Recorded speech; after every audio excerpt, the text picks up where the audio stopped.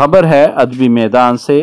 پاکستان کے نامور ادیب، سیاح، سفرنامہ نگار، پاکستان ٹیلی ویژن کی سکرین پر کئی برس بچوں کی تعلیم و تربیت کا شہرہ آفاق تعارف رکھنے والے ٹیلی ویژن اینکر مستنصر حسین تارڑ نے پاکستان کا سب سے بڑا کمال فن ادبی ایوارڈ وصول کرنے سے انکار کر دیا ہے۔ انہوں نے ایسا کیوں کیا؟ آئیے جانتے ہیں انہی کی زبانی کمال فن ایوارڈ کی کہانی۔ بسم اللہ الرحمن الرحیم۔ السلام علیکم خواتین و حضرات۔ آپ اس عمر سے بخوبی واقف ہوں گے کہ پچھلے دنوں ملک کا سب سے بڑا جو سو کالڈ ادبی انعام ہے کمال فن، اس کا اعلان کیا گیا۔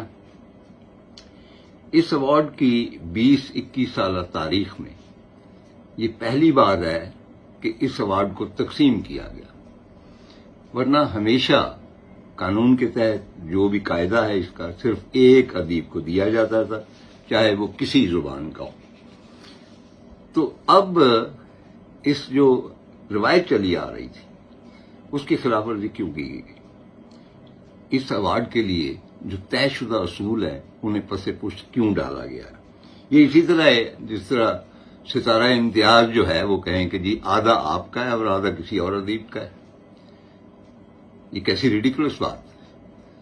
ابھی کچھ دیر پہلے مجھے علم ہوا ہے کہ جو دوسرا آدھا ایوارڈ دیا گیا وہ ڈاکٹر آشو لال کے لیے دیا گیا، اور انہوں نے اپنے نظریات کے مطابق، اپنی آئیڈیالوجی کے مطابق انہوں نے یہ ایوارڈ لینے سے انکار کر دیا، اور میں سمجھتا ہوں کہ وہ حق بجانب، کیونکہ نہ صرف میرے ساتھ بلکہ یہ ان کے ساتھ بھی زیادتی تھی کہ انہیں آدھا ایوارڈ دیا جائے۔